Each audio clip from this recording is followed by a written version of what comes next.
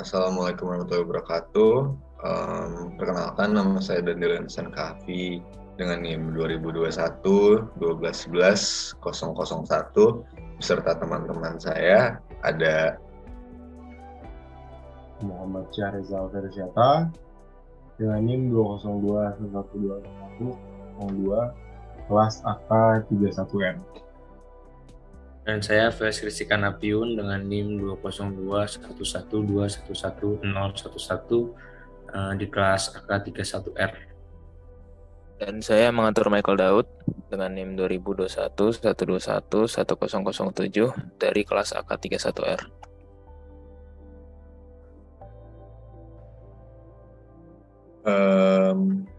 Jadi di sini kita akan membahas mengenai laporan laba rugi. Sebelum kita membahas lebih lanjut, tentu saja kita juga harus tahu dulu tentang tujuan pembelajaran kita mengenai laporan laba rugi.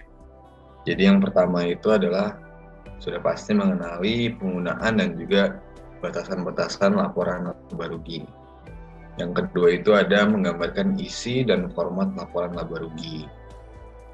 Yang ketiga, itu kita juga akan membahas bagaimana cara melaporkan berbagai item pendapatan. Yang keempat itu kita juga menjelaskan pelaporan perubahan dan kesalahan akuntansi. Yang kelima, kita menggambarkan laporan ekuitas yang terkait.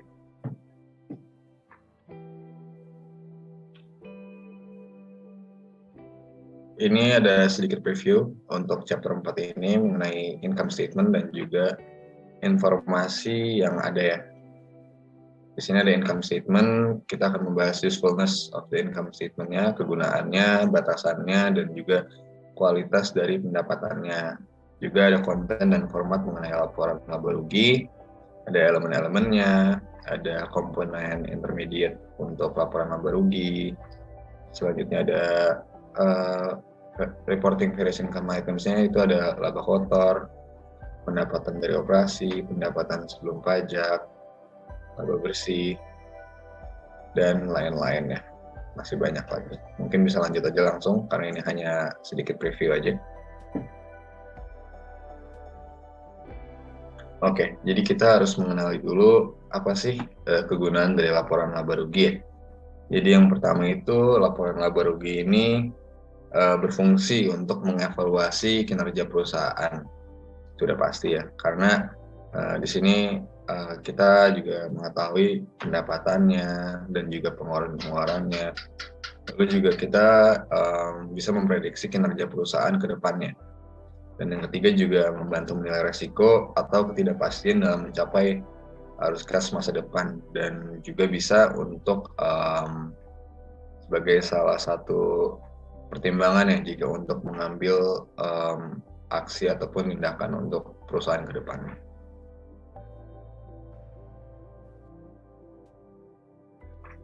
Lalu juga ada beberapa keterbatasan dari laporan laba rugi sendiri, yaitu yang pertama adalah perusahaan menghilangkan item yang tidak dapat diukur dengan andal. Lalu penghasilan angka adalah itu dipengaruhi oleh metode akuntansi yang digunakan. Yang ketiga itu pengukuran pendapatan melibatkan penilaian.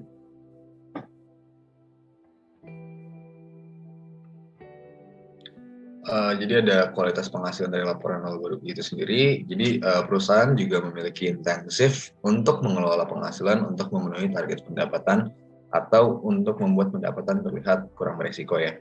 Lalu ada manajemen laba adalah waktu pendapatan yang direncanakan, pengeluaran keuntungan dan kerugian untuk memuluskan pendapatan. Kualitas penghasilan berkurang jika pendapatan manajemen menghasilkan informasi yang kurang berguna untuk memprediksi pendapatan dan juga arus kas masa depan.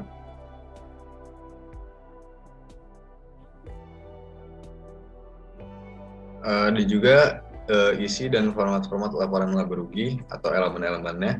Yang pertama, elemen laporan laba rugi adalah tentu saja penghasilan atau peningkatan manfaat ekonomi selama periode akuntansi itu dalam bentuk arus kas masuk atau peningkatan aset atau juga berkurangnya kewajiban, yang dimana itu mengakibatkan peningkatan ekuitas selain yang berkaitan dengan kontribusi dari pemegang saham. Ini ada juga elemen laporan laba rugi yang mencakup pendapatan dan juga keuntungan. pendapatan itu kegiatan biasa perusahaan, sedangkan keuntungan itu mungkin atau mungkin tidak timbul dari kegiatan biasa, yang dimana pendapatan akun itu bisa kita dapatkan melalui penjualan, biaya, minat, dividen, dan juga menyewa. Di memperoleh akun itu kita ada keuntungan dari penjualan aset jangka panjang dan juga keuntungan yang belum direalisasi pada perdagangan surat berharga.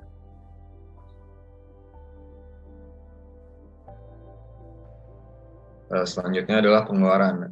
Pengeluaran sendiri ini mewakili penurunan manfaat ekonomi selama periode akuntansi dalam bentuk dari arus keluar atau penipisan aset atau timbulnya kewajiban yang mengakibatkan penurunan ekuitas lain yang berkaitan dengan distribusi kepada pemegang saham.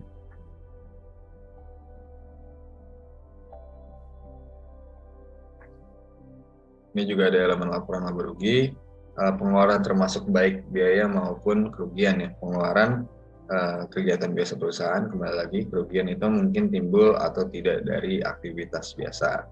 Ada juga akun-akun pengeluaran yaitu harga pokok penjualan, depresiasi, minat, sewa gaji dan upah, dan juga pajak. Adapun akun rugi yaitu kerugian atas biaya restrukturisasi. Yang kedua ada kerugian atas penjualan aset jangka panjang. Yang ketiga ada kerugian yang belum direalisasi pada jual beli surat berharga.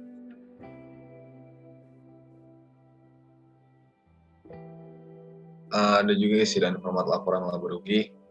Perusahaan umumnya itu hadir beberapa atau semua bagian ini dan total dalam laporan laba rugi. Yang pertama itu ada penjualan atau pendapatan, kedua ada harga pokok penjualan laba kotor, biaya-biaya untuk penjualan, biaya administrasi atau umum, pendapatan dan beban lainnya, pendapatan dari operasi, biaya pembiayaan penghasilan sebelum pajak penghasilan, penghasilan dari operasi berkelanjutan, dihentikan operasi batas pemasukan, kepentingan non pengendali laba saham.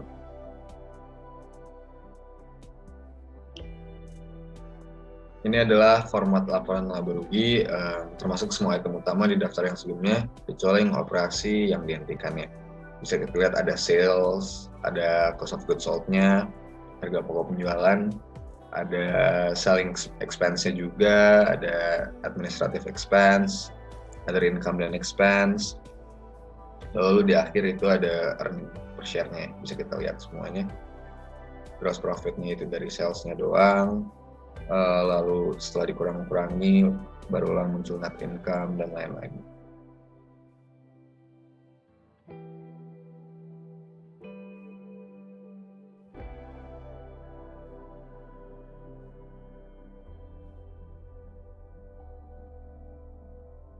Ini juga ada beberapa contoh lainnya.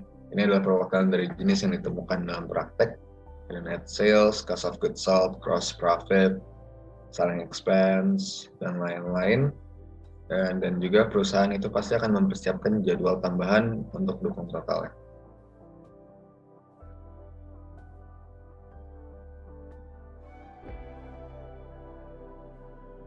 Ya, di sini ada melaporkan berbagai pendapatan item, salah satunya adalah laba kotor. Itu dihitung dengan mengurangi harga pokok penjualan dari penjualan bersih. Yang nomor 2 juga kita menyediakan nomor yang berguna untuk mengevaluasi kinerja dan memprediksi pendapatan masa depan. Tidak biasa atau pendapatan insidental diungkapkan dalam pendapatan dan beban lain.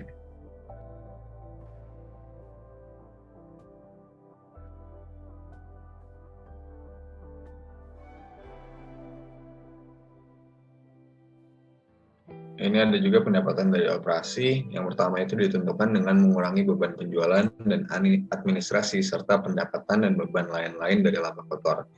Yang kedua ada menyoroti item yang mempengaruhi aktivitas bisnis reguler. Yang ketiga digunakan untuk memprediksi jumlah, waktu, dan ketidakpastian arus kas masa depan.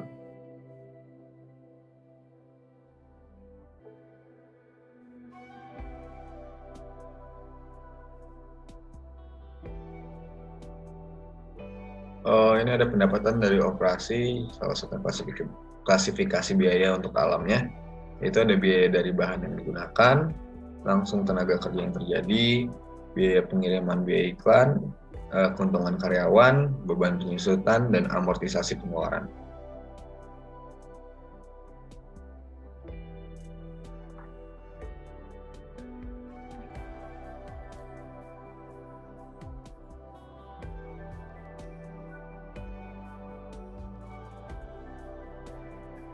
pendapatan dari klasifikasi biaya fungsi. Yang pertama ada harga pokok penjualan, biaya-biaya untuk penjualan, dan juga biaya administrasi.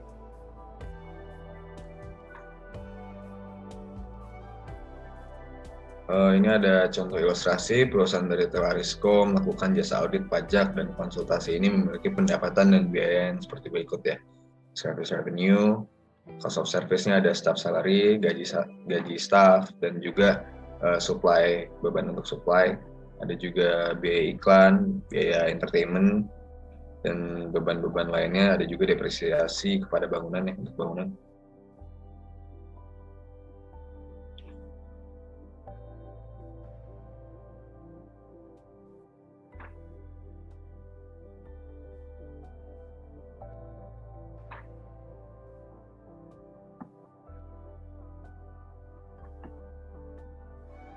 Ini ada pendekatan nature of expense, bisa kita lihat dari Telarisco income statement-nya untuk bulan Januari 2019.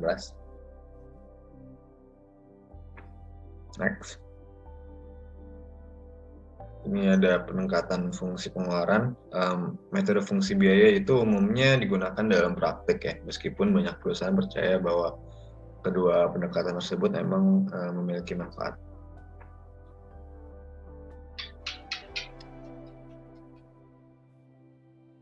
Ini ada contoh gambaran untuk keuntungan dan kerugian. Ada restructuring charges, itu di angka 202, dan juga ada write-downs, gains and losses on asset sales, pendapatan dan juga kerugian untuk penjualan asetnya, di angka 289.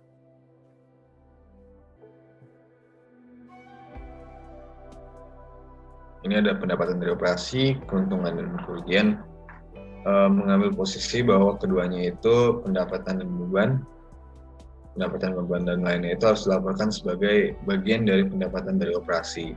Perusahaan dapat memberikan item baris, judul, dan subtotal tambahan jika penyajian tersebut relevan dengan pemahaman tentang kinerja keuangan entitas.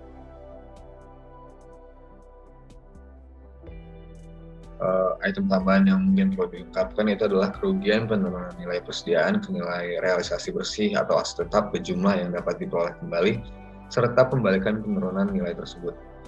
Yang kedua ada kerugian restrukturisasi kegiatan dan pembalikan setiap penyisian biaya restrukturisasi. Yang ketiga ada keuntungan atau kerugian pelepasan item properti, pabrik dan peralatan atau investasi. Yang keempat ada penyelesaian litigasi. Yang kelima ada pembalikan kewajiban lainnya.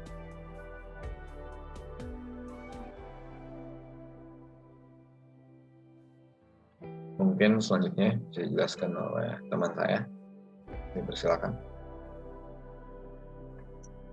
Ya, halo. Tes. Ya, di sini saya akan menjelaskan laporan berbagai item pendapatan. Jadi di sini ada network real, itu ada penghasilan sebelum pajak. Di sini bisa dilihat sendiri. Ada on its income statement in thousand yang sebesar finance cost-nya itu ada 10 finance cost, ada interest on bank, loans and overdraft itu satu dan seterusnya. Jadi di sini biaya pendanaan harus dilaporkan pada laporan laba rugi. Melaporkan berbagai item pendapatan. Batas pemasukan itu merupakan pendapatan setelah semua pendapatan dan pengeluaran.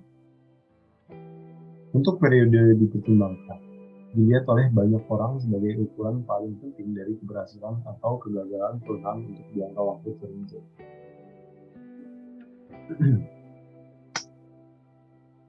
Melaporkan berbagai item pendapatan laba per saham. Kita bisa lihat sini.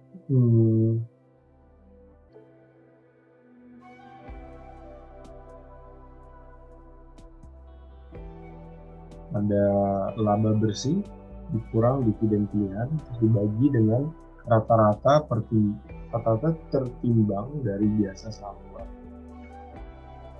Jadi indikatornya ada indikator bisnis dilakukan mengukur dolar yang diperoleh masing-masing saham biasa, selalu juga harus diungkapkan pada wajah dari laporan laba rugi.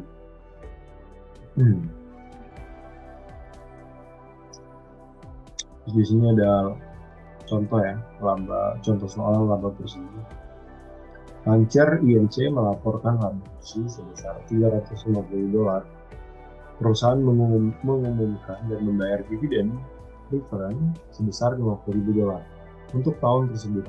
Jumlah rata-rata tertimbang dari biasa saham beredar selama tahun tersebut adalah 100.000 saham. Lancer menghitung laba per saham sebagai berikut. Caranya adalah laba bersih dikurang dividen pilihan dibagi rata-rata tertimbang dari biasa saham luar biasa. Jadi $350 itu laba bersih, hasil laba bersihnya dikurang $50 itu dari preferensi sebesar $50 itu ada dividen pilihan. $50 itu dividen pilihan, terus dibagi dengan 100.000. 100.000 dapat dari mana? Dari rata-rata tertimbang dari biasa saham luar biasa. Dari sini 100.000 saham dari sahamnya, terus tinggal dikurangin aja, terus dibagi dengan 100, hasilnya 3.000 lembar per saham. Melaporkan berbagai item pendapatan operasi yang dihentikan. Komponen entitas yang telah dilepaskan atau diklasifikasikan sebagai dimiliki untuk dijual, dan ada 3, yaitu mewakili lini bisnis utama atau wilayah geografis operasi, atau merupakan bagian dari rencana tunggal yang terkoordinasi untuk melepaskan lini bisnis utama atau area geografi operasi, atau juga adalah anak perusahaan yang diakuisisi secara eksklusif dengan maksud untuk dijual kembali.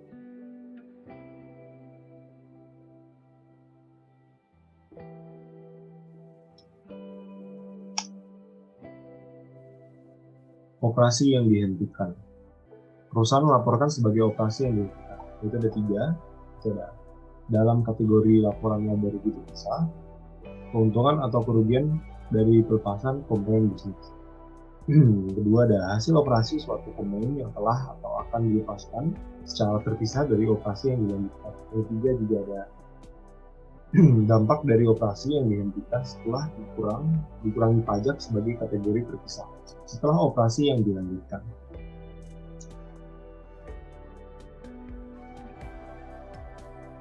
Operasi yang dihentikan. Ini contoh soal dulu. Ilustrasi produk KC, sebuah perusahaan yang sangat terdiversifikasi memutuskan untuk menghentikan divisi elektroniknya. Selama tahun ini, divisi elektronik kalah sejumlah $300.000 untuk pajak bersih. KC terjual pembagian pada akhir tahun dengan kerugian sebesar $500.000 untuk pajak bersihnya segitu. Pendapatan dari operasional berkelanjutan.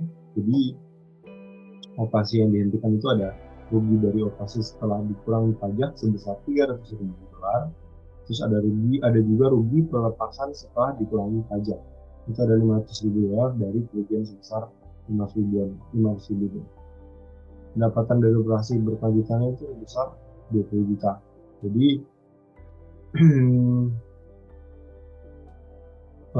total kerugian ini $300 sama $500 dijumlah, hasil $800.000, terus dikurangin dengan pendapatan dari operasi berkelanjutan. Jadi $20 juta dikurangin $800.000, ditemukan hasilnya $19.200.000. Itu adalah batas pemasukannya. Di sini kita bisa lihat ada income statement untuk Desember 31 tahun 2019. Jadi operasi yang dihentikan itu ada contohnya satu perusahaan yang melaporkan operasi yang dihentikan harus melaporkan jumlah per saham untuk item baris baik di muka laporan laba rugi atau dalam catatan atas laporan keuangan. Nah, kalian bisa lihat di sini income statement-nya. Ada sesuatu ini baris bagian sampai ini income sebesar 2 waktu. Terus di sini juga ada income statement for the year ended Desember 21. Ini tadi ya. Tapi di sini udah dikasih contoh juga bagi dengan rata-rata tertimbang saham yang beredar. Jadi bagi rata-rata dari discontinued operation sampai loss on disposal of discounted operation net of tax. Melaporkan berbagai item pendapatan alokasi pajak interperiode menghubungkan beban pajak penghasilan dengan item tertentu yang menimbulkan besarnya pajak persediaan. Pada laporan rugi, pajak penghasilan dialokasikan untuk 1. Penghasilan dari melanjutkan operasi, 2. Operasi yang dihentikan. Jadi sini juga saya kasih catatan untuk biarkan pajak mengikuti pendapatan. Jadi biarkan aja pajak itu mengikuti pendapatan dari suatu perusahaan. Alokasi pajak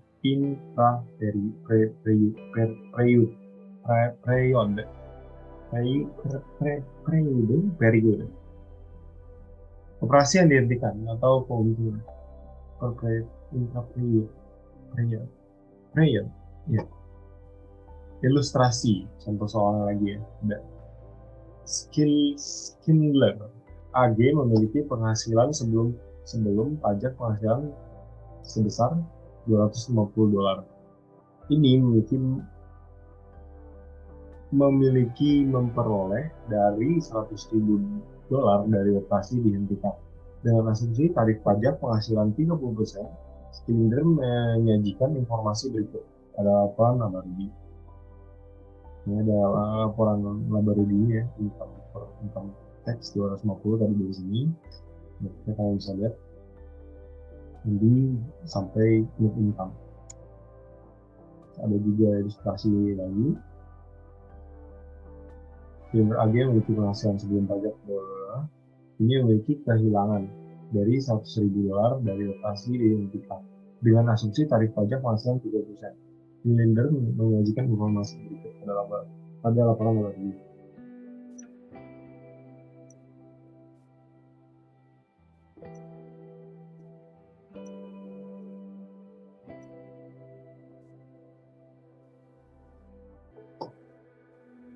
Alokasi pajak yang perusahaan juga dapat melaporkan dampak pajak dari item yang dihentikan dengan cara pengungkapan catatan. Di sini ada juga ya. During the year, the company suffered loss on discontinued operation of $70,000 net of applicable income tax reduction of $30,000. Melaporkan berbagai item pendapatan alokasi untuk kepentingan non-pengendali. Ketika sebuah perusahaan mempersiapkan laba rugi konsolidasi, IFRS mensyaratkan bahwa laba bersih dialokasikan untuk pengendalian dan kepentingan non-pengendali. Alokasi ini dilaporkan di bagian bawah laba rugi setelah batas pemasuk. Contohnya di sini, non-controlling interest. Di sini juga ada pelaporan berbagai item pendapatan. Di bawah ini adalah beberapa informasi keuangan yang terkait dengan Polair Group hitung yang berikut ini. Jadi hitungannya seperti ada pendapatan masukin 14.000, pendapatan dari operasi yang dilakukan 100.000 masuk juga sampai 12.000. Di sini juga ini lihat kenapa bisa minus karena ada di soal sebelumnya dia mengurangi, jadi masuknya ke kredit, jadi semua tinggal ditambah aja, terus yang dikurang itu 100.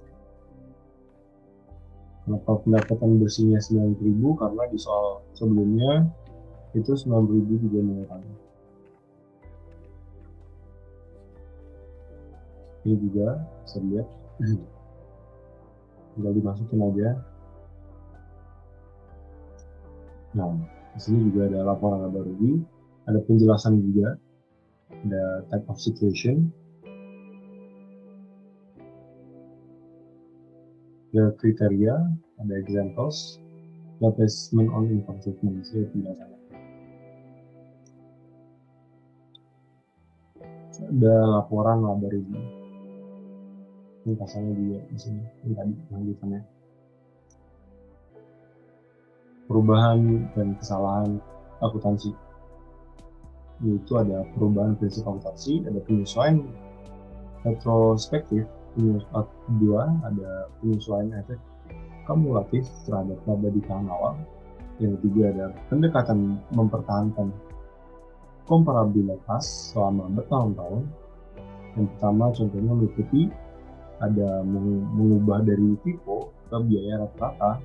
Terus yang kedua ada mengubah dari persentase penyelesaian ke metode kontrak selesai. Di sini juga ada perubahan prinsip akuntansi. Contohnya ada Glauber INC memutuskan pada bulan Maret 2019 untuk mengubah dari FIFO menjadi harga persediaan rata-rata tertimbang penghasilan Glauber sebelum pajak menggunakan metode rata-rata tertimbang yang baru dalam 2019 adalah $30,000. Di sini ada data pendapatan sebelum pajaknya. Dan bisa lihat aja di bawah. Ada year 2017-2018, FIFO weighted average method, excess of FIFO over weighted average method. Ya mungkin selanjutnya bisa dijelaskan oleh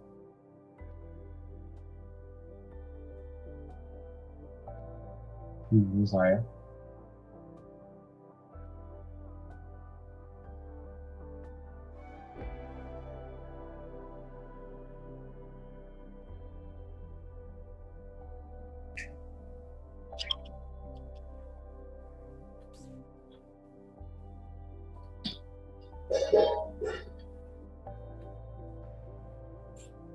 Oke, selanjutnya perubahan akuntansi.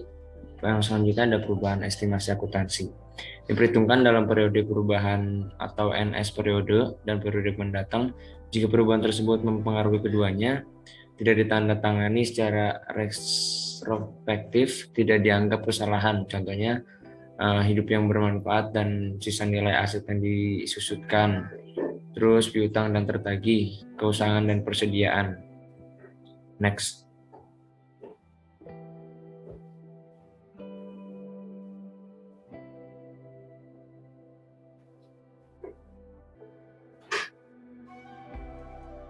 Perubahan estimasi akuntansi, contohnya adalah perubahan perkiraan nih. Ada Arcadia HS membeli peralatan seharga $51 yang diperkirakan memiliki masa manfaat itu selama 10 tahun dengan nilai sisa 10.000 pada akhir waktu tersebut. Penyusutan telah dicatat selama 7 tahun dengan dasar garis lurus di dalam 2019 tahun ke-8 ditentukan bahwa perkiraan umur total harus 15 tahun dengan nilai sisa 5.000 pada akhir waktu itu. Pertanyaannya adalah, apakah penyusutan tahun-tahun sebelumnya perlu disajikan kembali? Maka kita diminta untuk hitung biaya penyusutan untuk 2019. Next.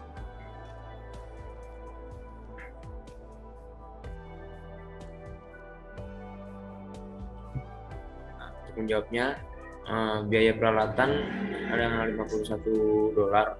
Terus sisanya kan jadi 10.000. Dasar yang dapat disusutkan 500.000. Masa manfaatnya selama 10 tahun itu depresiasi tahunan 50.000. Pertama, tetapkan UNBF pada tanggal perubahan estimasi dulu nih. Habis itu dikali 7 tahun dengan 3.500. Maka neraca keuangan pada 31 Desember 2018 aset tetapnya ada peralatan 51.000, akumulasi penyusutan 350.000, maka nilai buku bersih NBF-nya adalah 160.000. Itu 510 dikurang 350. Next. Potensi kesalahan, koreksi kesalahan. Hasil dari kesalahan matematika, kesalahan dalam penerapan prinsip akuntansi, pengawasan atau penyalahgunaan fakta. Koreksi diperlukan sebagai penyusutan periode sebelumnya, penyusutan saldo awal laba ditahan. Next. Koreksi kesalahan yang sebagai contoh di dalam 2019 tentang LTD menentukan bahwa itu salah melebih-lebihkan piutang dan mendapatkan penjualan dengan neto 100.000 di dalam 2018. Di dalam 2019, Tesang membuat entry berikut untuk mengoreksi kesalahan ini. Abaikan pajak penghasilannya di sini, maka laba ditahan 100.000, piutang usahanya 100.000 juga.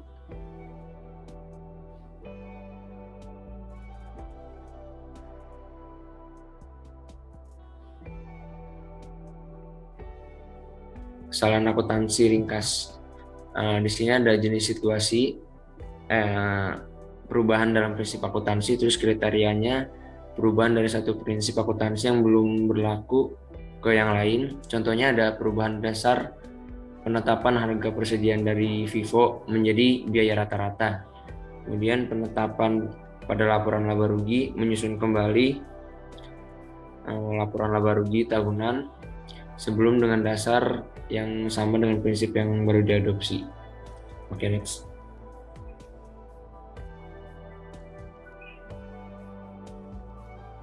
Jenis situasinya perubahan dan estimasi akuntansi, maka kriterianya adalah koreksi dan penyesuaian yang normal dan berulang.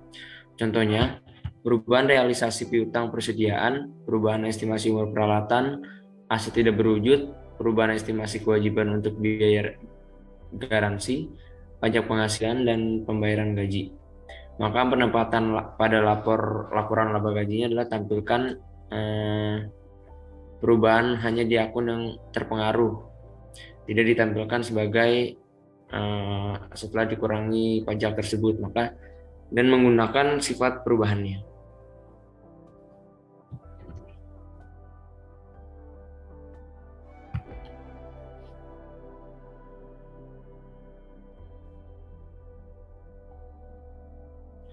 Kesalahan akuntansi ringkasannya adalah yang di sini pada jenis situasinya adalah koreksi kesalahan. Kriterianya kesalahan, penyalahgunaan, dan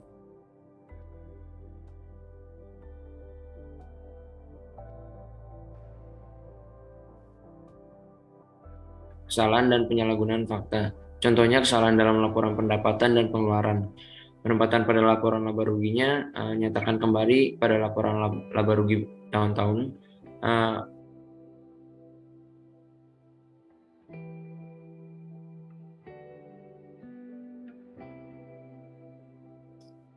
Next.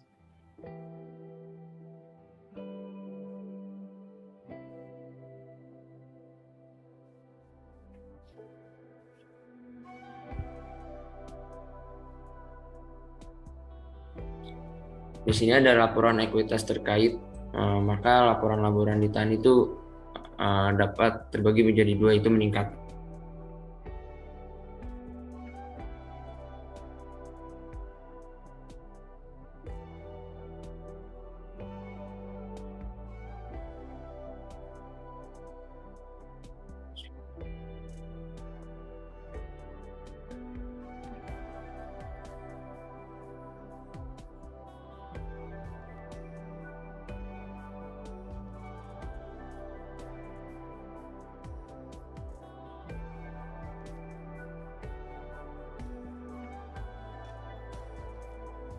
Next.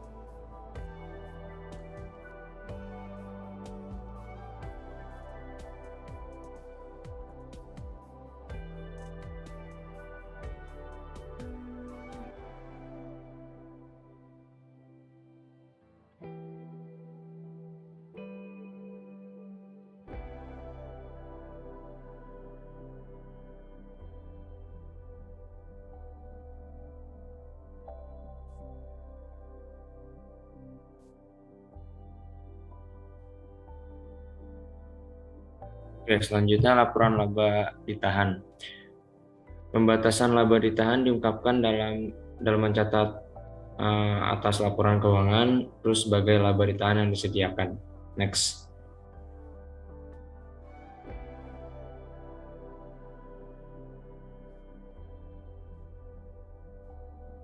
Laporan ekuitas terkait pendapatan komprehensif. Semua perubahan selama suatu periode kecuali yang dihasilkan dari investasi. Masuk semua pendapatan dan keuntungan, beban dan kerugian yang dilaporkan dalam laba bersih, dan semua keuntungan dan kerugian yang melewati laba bersih tetapi mempengaruhi ekuitas. Next.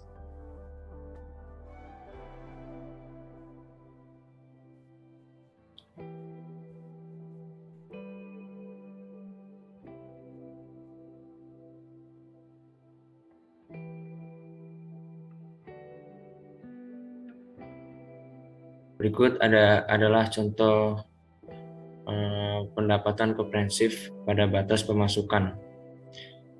Nah, di sini ada penghasilan komprehensif lainnya nih. Keuntungan dan kerugian yang belum direalisasikan pada ekuitas dan non perdagangan. Terus keuntungan dan kerugian translasi mata uang asing yang dilaporkan dalam ekuitas. Next.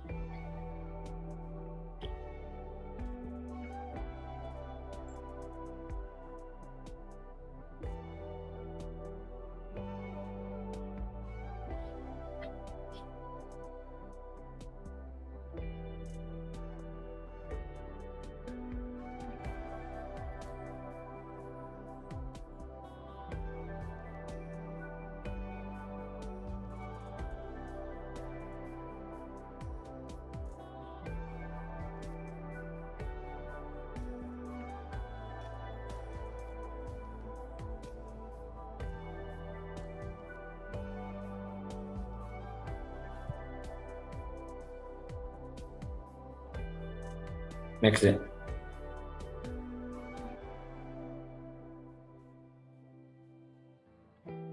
Boleh deh. Pendapatan komprehensif.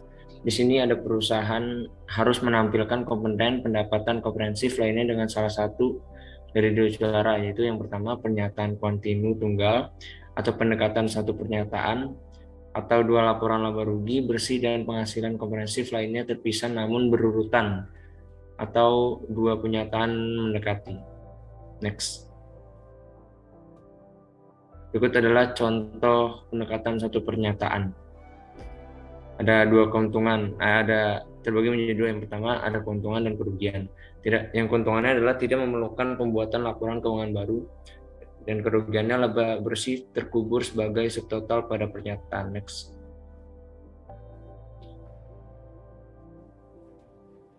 Pendekatan duanya, berikut adalah contoh pendekatan komprehensif dengan pendekatan dua pernyataan seperti yang sudah tersebut di gambar. Next.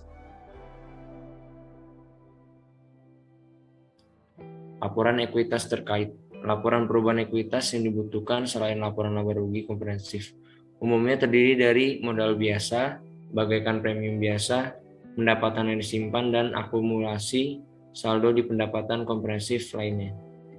Next. Laporan perubahan ekuitas. Laporan perubahan ekuitas melaporkan perubahan dalam setiap akun ekuitas dan total ekuitas untuk periode tersebut, termasuk yang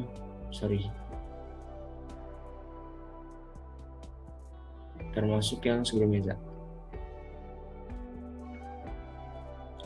Termasuk yang berikut ini: akumulasi komprehensif pendapatan untuk periode tersebut, kontribusi dan distribusi kepada pemilik, rekonsiliasi jumlah tercatat setiap penggunaan ekuitas dari awal sampai akhir periode. Next. Laporan perubahan ekuitas. Berikut adalah contoh laporan perubahan ekuitas dari GILSPA, Statement of Change and Equity. Next. Laporan perubahan ekuitas terlepas dari format tampilan digunakan, VGIL melaporkan akumulasi pendapatan komprehensif lainnya dari $90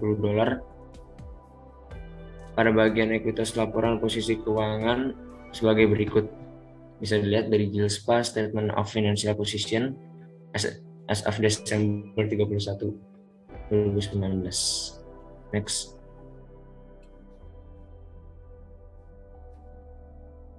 Di sini ada analisis transaksi perubahan jasa. EDO adalah akuntansi publik berealisasi selama bulan pertama operasi bisnisnya. Peristiwa dan transaksi berikut terjadi pada 22 April, menginvestasikan $30 tunai dan peralatan senilai $14 dalam bisnis. Yang kedua, mempekerjakan asisten administrasi dengan gaji 29 per minggu dibayarkan setiap bulan. 3, membeli perlengkapan secara kredit $7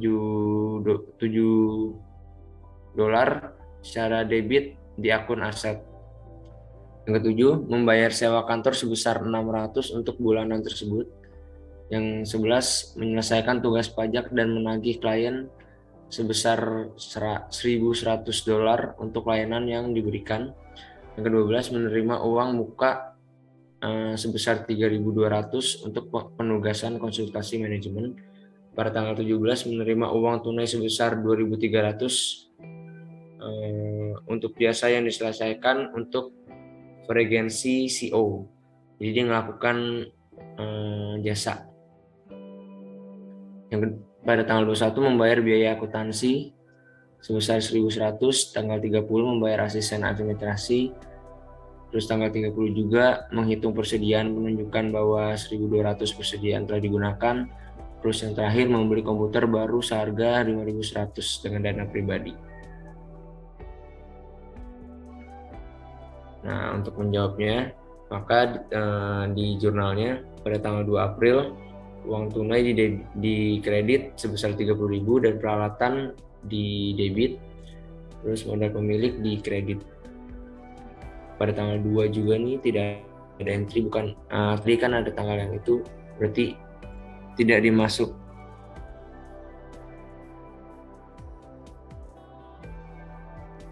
Terus plan 700, akun utang 700, biaya sewa, uang tunai, piutang usaha, uang tunai.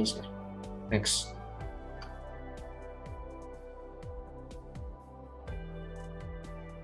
Oke, mungkin selanjutnya akan dijelaskan oleh saudara saya. Oke. Berikut ini ada lanjutan dari jurnal yang tadi. Pada tanggal 17 dicatat tunai sebesar $5.290 di debit dan pendapatan layanan sebesar $5.290 di kredit. Pada tanggal 21 dicatat beban asuransi sebesar $110 di debit dan tunai sebesar $110 di kredit. Pada tanggal 30 ada gaji dan beban upah dicatat sebesar $1.160 di debit dan tunai sebesar $1.160 di kredit. Berikutnya ada beban perlengkapan sebesar $120 di debit dan perlengkapan atau inventory atau supplies di kredit sebesar $120. Berikutnya yang terakhir ada perlengkapan sebesar $5.100 dan modal pemilik sebesar $5.100 di kredit.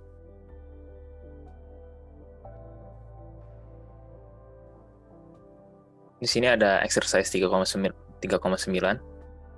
Dari analisis akun T, buat ulang A.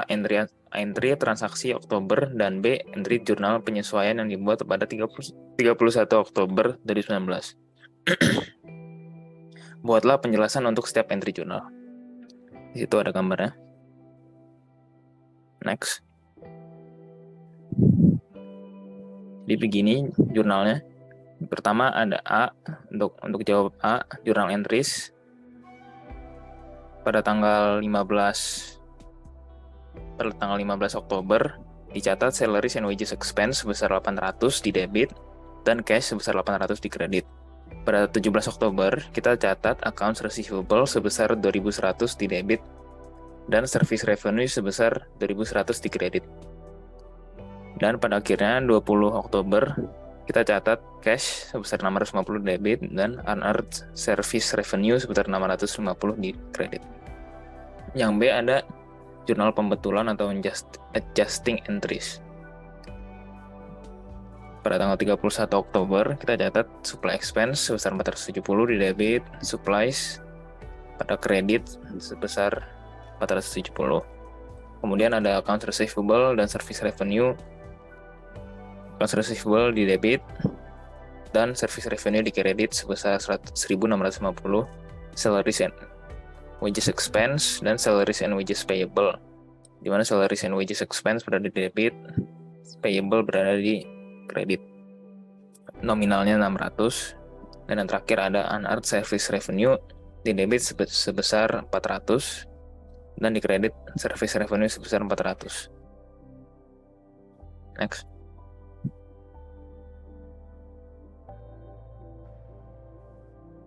Di sini ada exercise 3,17 di mana Schneider Miniature Golf and Driving Range ENC dibuka pada 1 Maret oleh Mickey Schneider.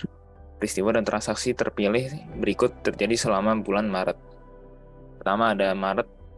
Yang pertama ada pada tanggal 1 Maret di mana menginvestasikan $60.000 tunai dalam bisnis dengan imbalan saham biasa. Pada tanggal 3 Maret, membeli tanah golf Michel Wuye seharga $38.000 tunai. Harganya terdiri dari tanah $10.000, membangun $22.000, dan peralatan $6.000. Yang pada tanggal 5 Maret mengiklankan pembukaan driving range dan lapangan golf mini, membayar biaya iklan sebesar $1.600. Pada 6 Maret membayar tunai $1.480 untuk polis asuransi 1 tahun. 10 Maret membeli peralatan golf seharga $2.500 dari Young Company, terutang dalam 30 hari. 18 Maret menerima biaya golf sebesar $1.200 tunai. 25 mengumumkan dan membayar dividen tunai $1.000.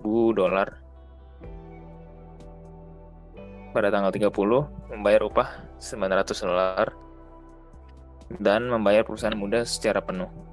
Pada tanggal 31 menerima $750 dari biaya tunai. Next. Berikut ada Kuke NV memiliki tahun fiskal yang berakhir pada 30 September. Data yang dipilih dari lembar kerja 30 September disajikan di bawah ini. Di situ ada worksheet-nya Kuke NV untuk bulan September 2019. Ada cash, ada supplies, prepaid insurance, lens, dan lain-lain. Next.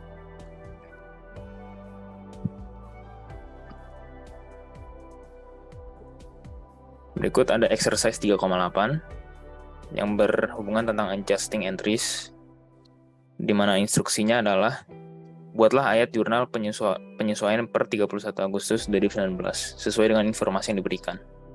Next. Jawabannya itu adalah untuk A, jawabannya yaitu salaries and wages expense di debit dan salaries and wages payable di kredit. Nominalnya sebesar 2.900. Untuk jawaban B, utilities expense di debit dan account payable di kredit sebesar 600. Yang C, interest expense $60.000 dikali 88% dan dikali 1/12. Interest expense di debit dan interest payable di kredit sebesar 400. Yang D, utilities expense sebesar 117 dan account payable sebesar 117 di kredit. Next.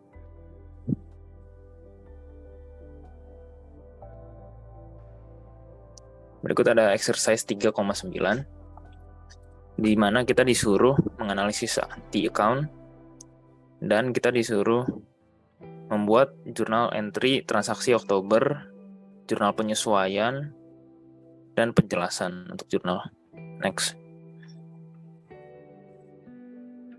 Jawaban untuk yang pertama yaitu pada 15 Oktober, salaries and wages expense di debit, cash di kredit sebesar 800 untuk mencatat payment pada 15 Oktober. Pada 17 Oktober, account receivable di debit, service revenue di kredit sebesar 2.100 untuk mencatat penghasilan untuk jasa. Pada tanggal 20 Oktober dicatat cash di debit dan unearned service revenue di kredit sebesar 650. Next. Untuk yang kedua, pada 31 Oktober, supplies expense di debit dan supplies di kredit sebesar 470. untuk mencatat penggunaan supplies. Pada 31 Oktober, account receivable di debit, service revenue di kredit sebesar 1.650.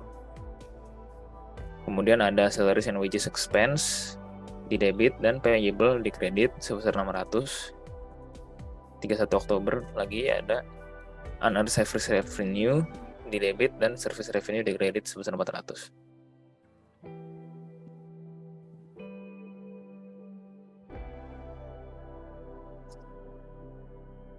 Di sini ada problem 3,7. Instruksinya adalah buatlah jurnal penyesuaian, laporan laba rugi, dan retained earnings.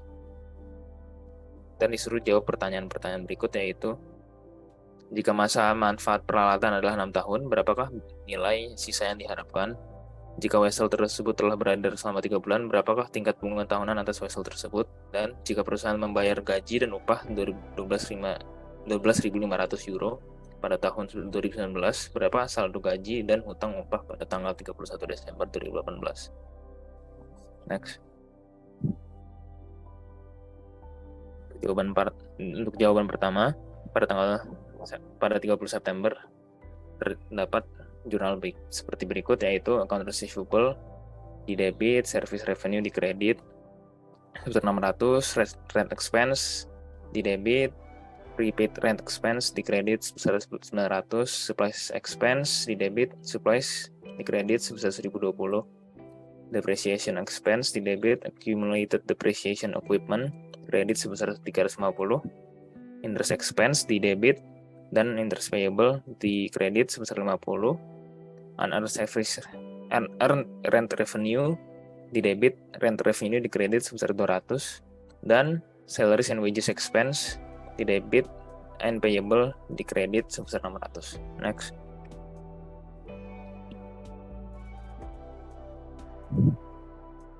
Untuk jawaban kedua, yaitu income statement, kita akan memasukkan revenues kita dulu, yaitu service revenue dan rent revenue, ditotalkan.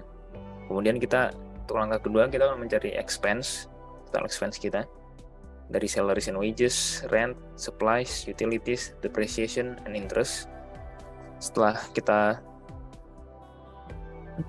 itu kita akan mentotalkan semua expense kita dan akan kita kurangkan dengan revenue sehingga kita mendapat net income kita, yaitu sebesar 2.510. Next.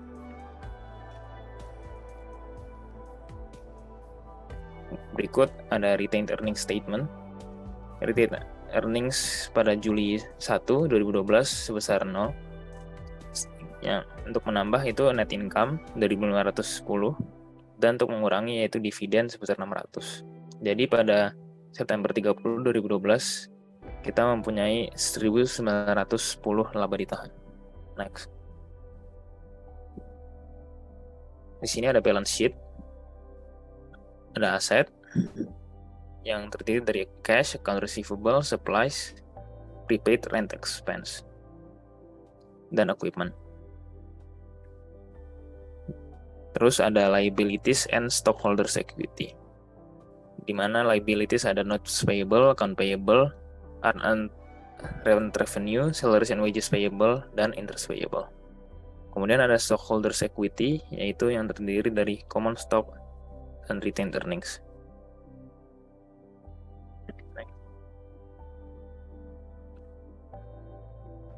Untuk jawaban pertanyaan tadi, yaitu yang nomor 3, the following accounts should be closed: service revenue, rent revenue, salaries and wages expense, rent expense, utilities expense, depreciation expense, supplies expense, interest expense, and dividends.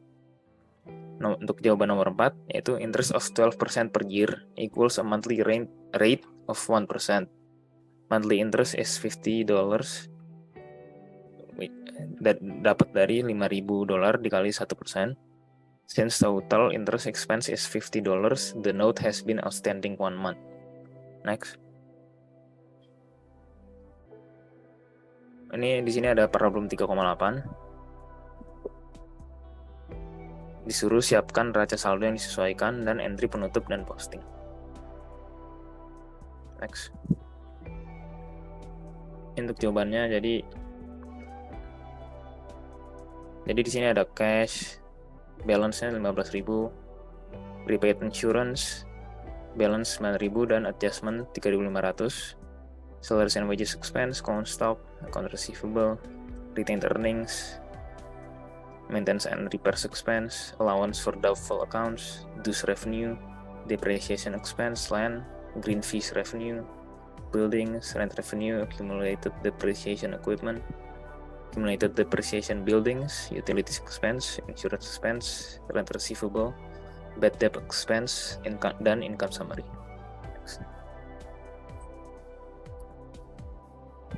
Kemudian ada jurnal, depreciation expense di debit, accumulated depreciation buildings di kredit sebesar 4.000, depreciation expense di debit, accumulated depreciation equipment di kredit sebesar 15.000, insurance expense di debit dan prepaid insurance di kredit sebesar 3.500, rent receivable di debit dan rent revenue di kredit sebesar 1.600, bad debt expense di debit dan allowance for doubtful accounts di kredit sebesar 460, salaries and wages expense debit, payable kredit sebesar 3.600, dues revenue di debit, unearned dues revenue di kredit sebesar 4.900. Next.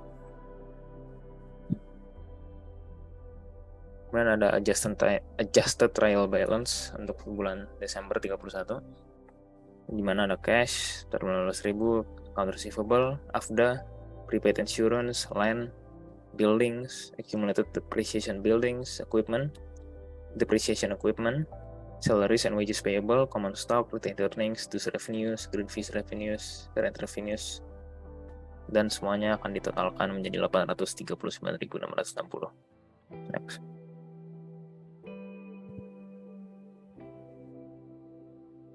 Di sini ada Desember 31, dues revenue, green fees revenue, rent revenue, di mana ditotalin semua menjadi income summary 216.200. Kemudian income summary ditutup dengan ini akan menutup expense, yaitu dengan income summary, expense-nya akan ditutup dengan income summary. Kemudian di bawah ada income summary dan retained earnings. Next.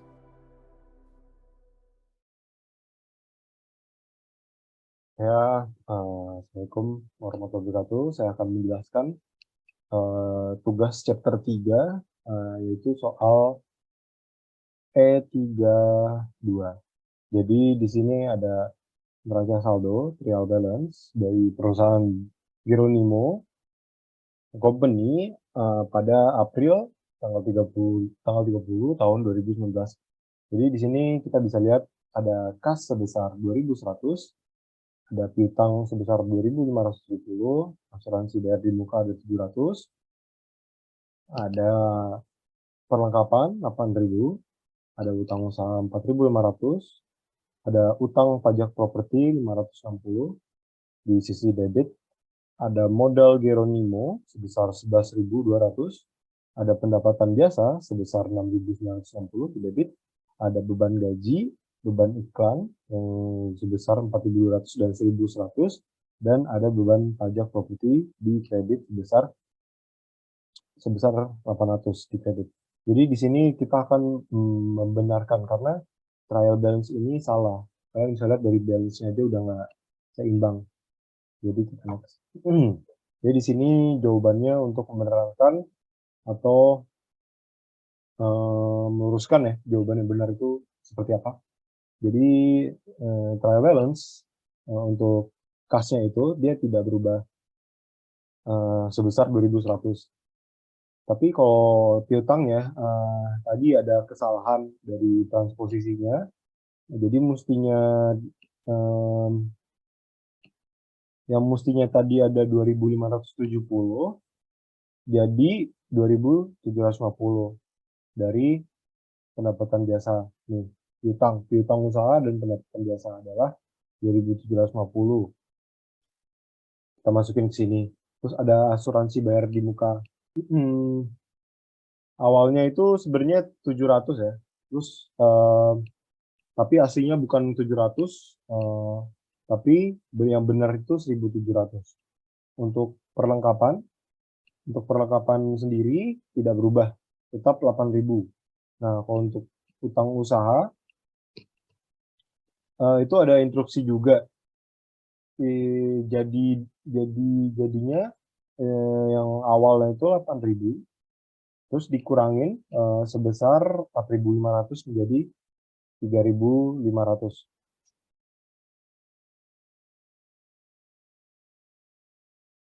Ada utang pajak properti 560 pindah ke saldo debit.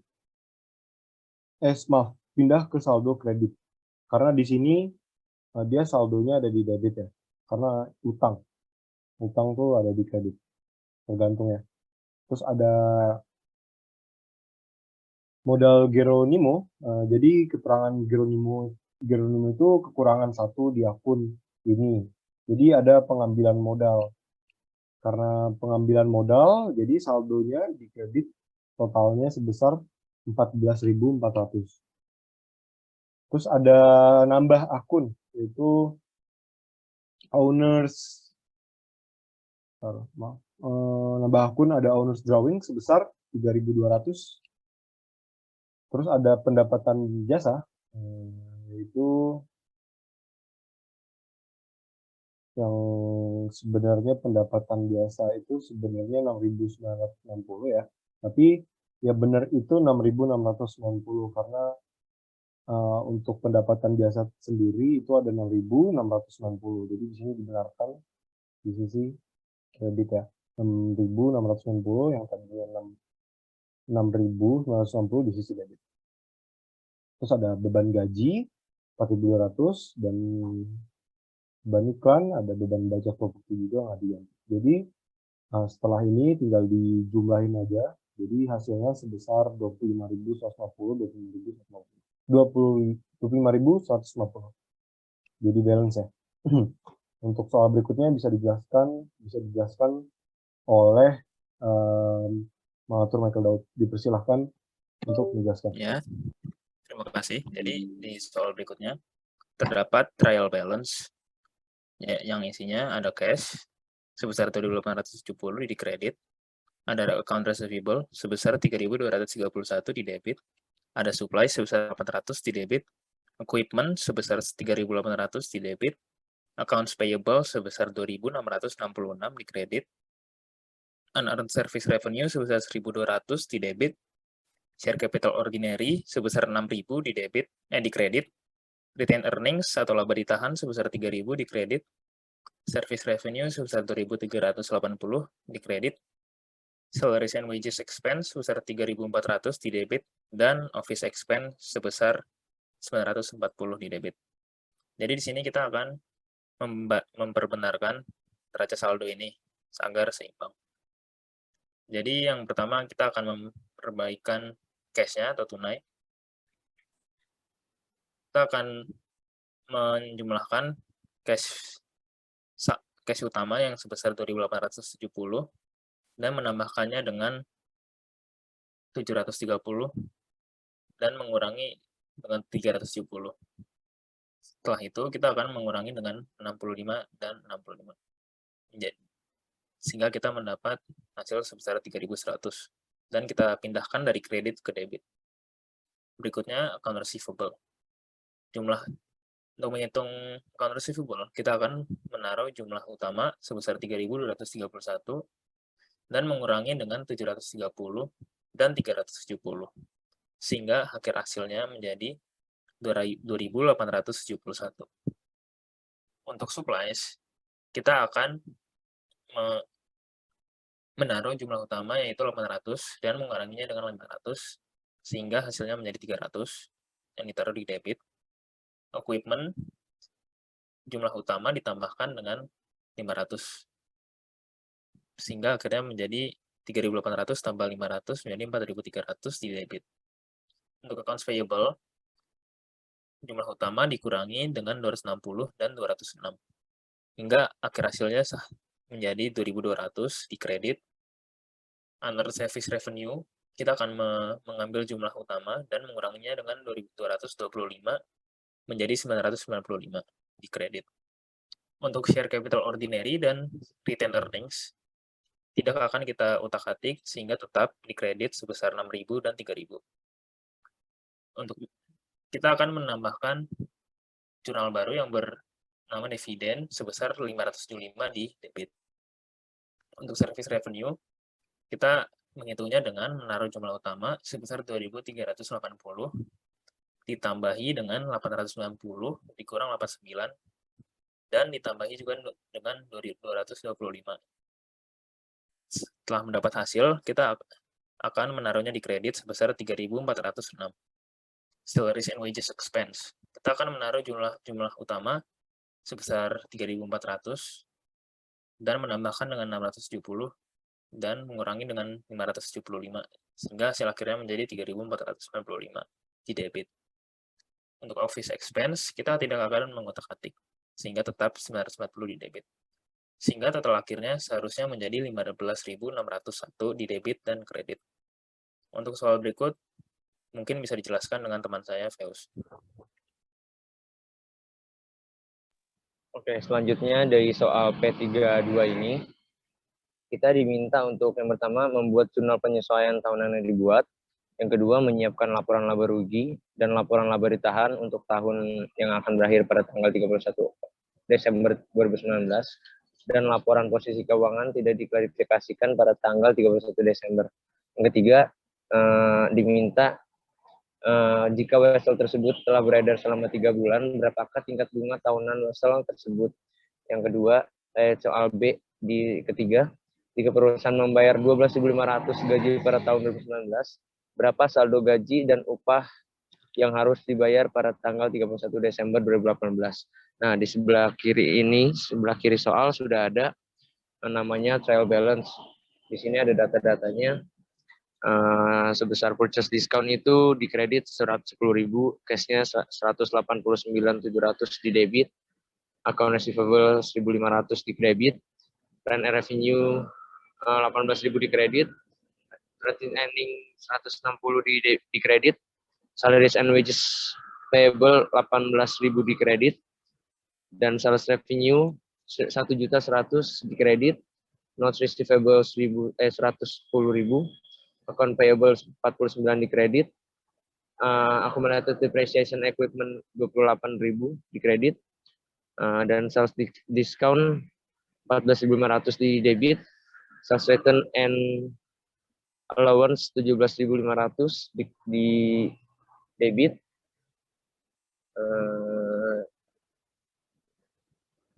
dan selain ini masih banyak. Jadi ini adalah trial balance, jadi kita bisa nanti bolak-balik ke soal. Oke, next. Untuk jawabannya, yang pertama kita diminta untuk tadi membuat jurnal penyesuaian. Maka pada tanggal 3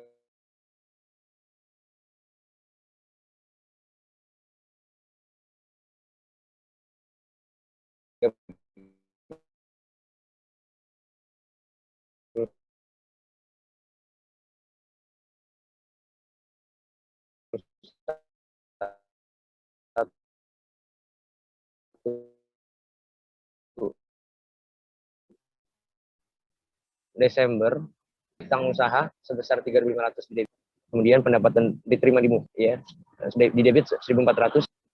Kemudian beban peralatan 5.400, peralatan 5.400, pakai menyusutan 5.000 di kredit, beban bunga 150 debit, utang bunga 150 di kredit, beban asuransi 850 di debit, biaya asuransi dibayar di muka 850 di kredit, kemudian beban gaji dan upah 1.300 di debit, uang gaji dan upah di kredit 1.300.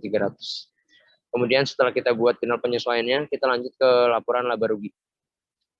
Di sini ada pendapatan jasanya sebesar 63.500 di kredit. Kemudian ada beban-beban. Beban-bebannya ada beban gaji dan upah sebesar 11.300 di debit, beban peralatan 5.400 di debit, beban penyusutan 5.000 di debit, beban sewa 4.000 di debit, beban asuransi 850 di debit, beban bunga 500 di debit. Nah, kemudian kita total menjadi 36.450 di kredit. Nah, kemudian kita diminta untuk membuat laporan laba ditahan. Laba ditahan 1 Januari itu laba sebesar 350.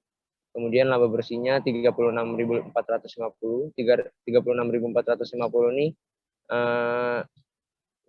dapat dari hasil laporan laba rugi, total laporan laba rugi.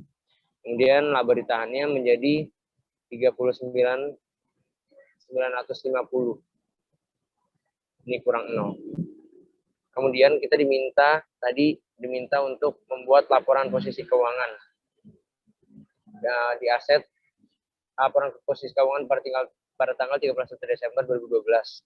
Di sini ada asetnya itu ada kas, piutang usaha, peralatan, biaya administrasi dibayar muka, perlengkapan, dan akan dikurangi dengan akumulasi penyusutan. Maka kasnya itu 11.000 di kredit, piutang usahanya 23.500 di kredit, peralatan 3.000 di kredit, biaya asuransi dibayar di muka 2.500 di kredit, perlengkapannya 60.000 di debit, dan akan dikurangi akumulasi penyusutan itu 33.000 di debit.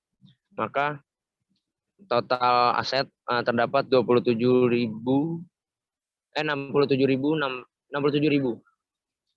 Kemudian ada kewajiban dan modal pemilik saham. Kewajiban utang yaitu ini utang-utang. Utang-utang ada utang wesel, ada utang usaha, pendapatan diterima di muka, utang gaji dan upah, utang bunga. Kenapa pendapatan diterima di muka masuknya ke utang-utang? Karena kan pendapatannya kita sudah terima, tapi kita belum melakukan jasanya, jadi dianggapnya masih hutang. Jadi utang weselnya itu 5.000 di debit, utang usaha itu 5.000 juga di debit, pendapatan diterima di muka 5.600 di debit, utang gaji dan upah 1.300 di debit, utang bunga 1.150 di debit. Maka totalnya adalah 17.050 perak. Kemudian modal pemilik saham. Common stock itu 10.000 di debit dan laba ditahannya 39.950 di debit.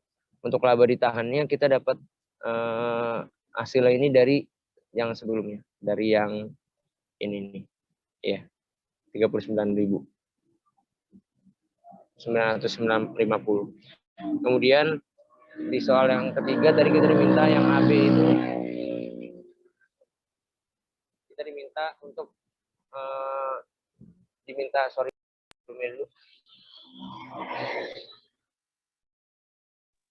sebelumnya dulu ke soal.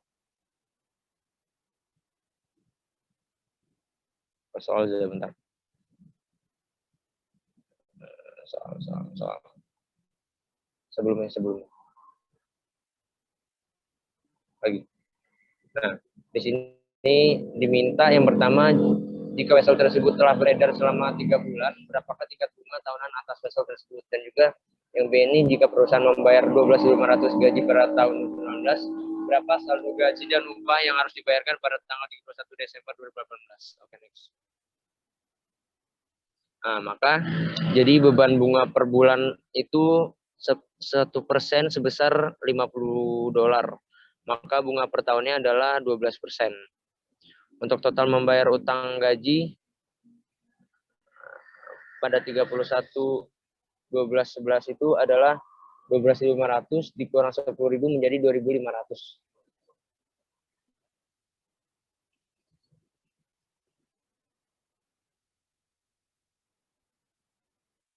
Nah, berikutnya soal P34. Di sini kita diminta untuk adjust data supplies on band 1.500, terus depresiasi 15.000 on equipment, terus let's 11.000 accrued on notes payable pada bulan November 30. Terus kita untuk jawabannya, ya kan ini udah ada trial balance-nya. Maka untuk jawabannya bagian A, beban perlengkapan 4.000 di debit dan perlengkapan itu dikredit sebesar 4.000. Kemudian beban penyusutan 15.000 di debit, akumulasi penyusutan peralatan 15.000 di kredit, beban bunga 11.000 di debit, utang bunga 11.000 di kredit.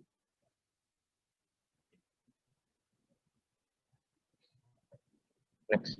Nah, untuk menjawab yang bagian B, kita akan tadi diminta untuk membuat neraca saldo yang disesuaikan atau adjustment entries. Di sini kasnya 28.700 di debit, piutang 33.700 di debit, inventarisnya 45.000 di debit, kemudian peralatan 1.500 di debit,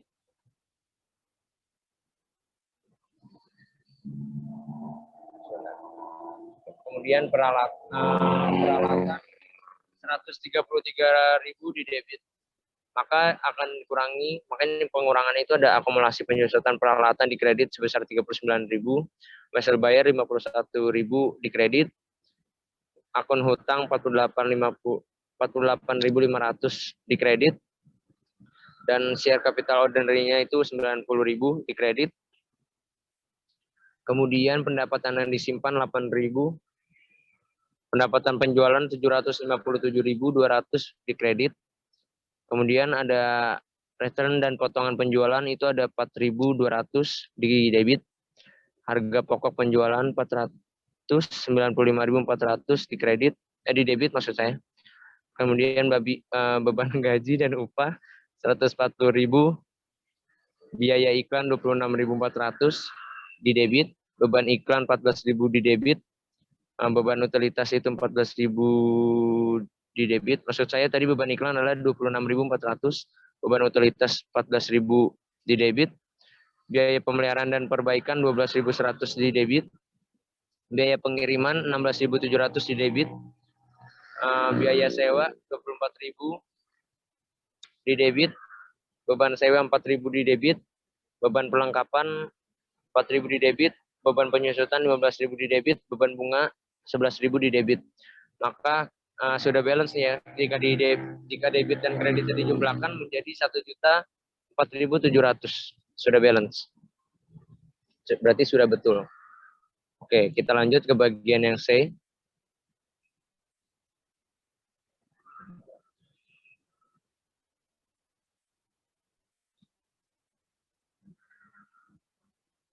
Untuk beban yang C ini ada pendapatan penjualan. Penjualannya itu sebesar 251.200.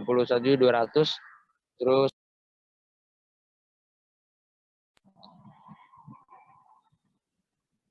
oke, untuk menjawab bagian yang C, di sini kita diminta untuk membuat laporan laba rugi. Maka pendapatan penjualannya itu ada penjualan sebesar 757.200 di kredit, akan dikurangi dengan return dan pemotongan penjualan sebesar 4.200 di kredit, penjualan bersih maka menjadi 753.000. Itu hasil itu di total dari penjualan dan return dan pemotongan 757.200 ditambah dengan 4.200 menjadi 753.000. Kemudian harga pokok penjualan sebesar 495.400. Maka laba kotornya menjadi 257.600.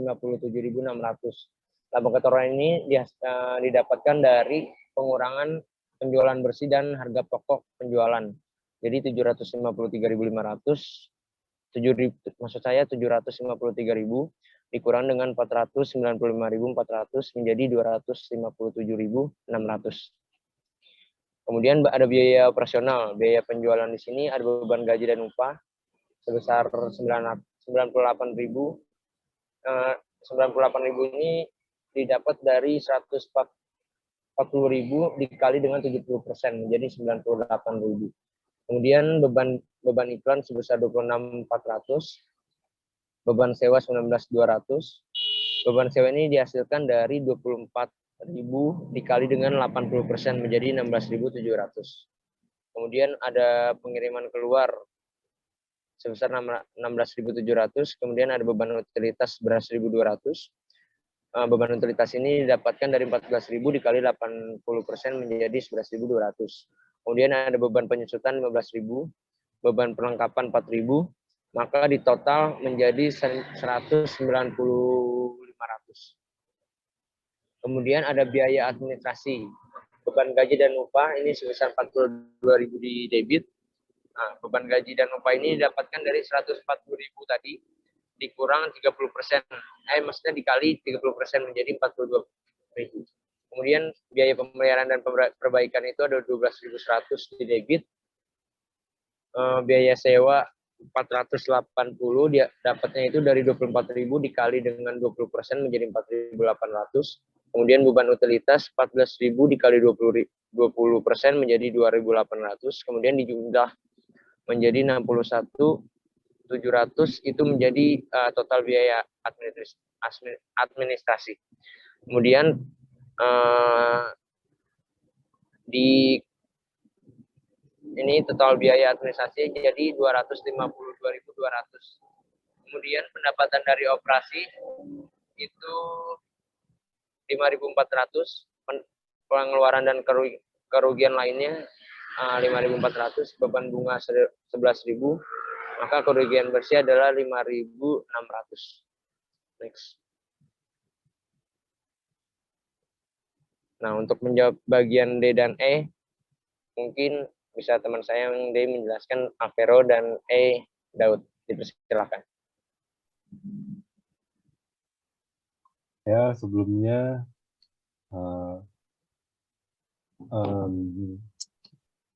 saya akan menjelaskan tentang jurnal penutup ya.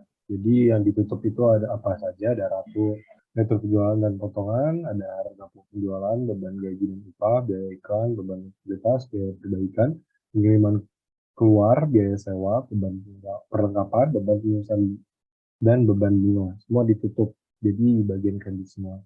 Di sini tinggal 30 November ada pendapatan penjualan di sisi debit dan ikhtisar laba rugi di sisi kredit sebesar 752.200.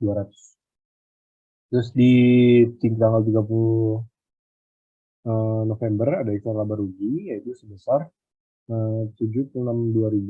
Jadi nanti tinggal digubahin aja, terus dikurang sama 762.800 ini.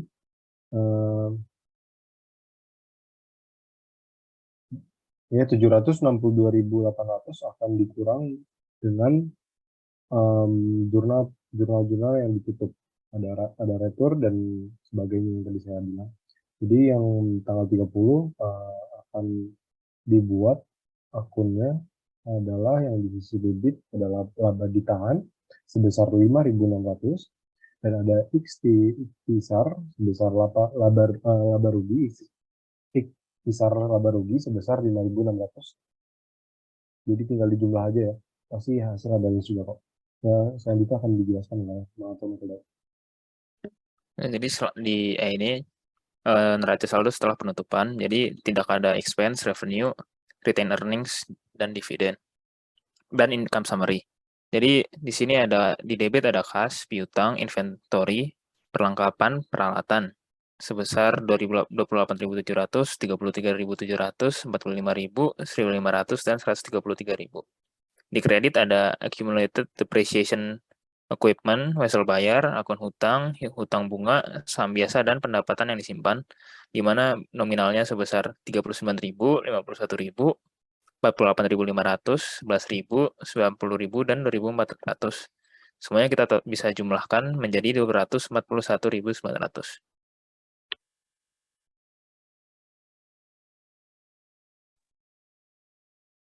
On-cam.